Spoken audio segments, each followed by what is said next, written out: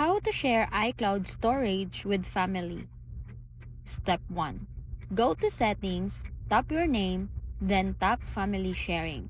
If it's your first time, tap Set up your family and follow the prompts to invite family members via iMessage or email. Step 2.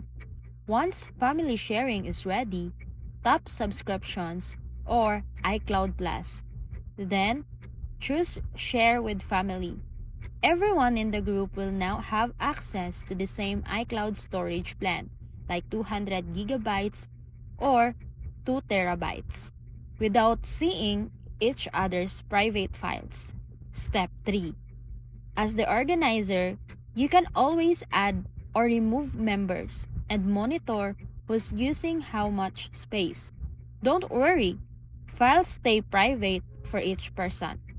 If you need more space, you can upgrade to a larger plan anytime, and the cost is shared across the whole family. And that's it!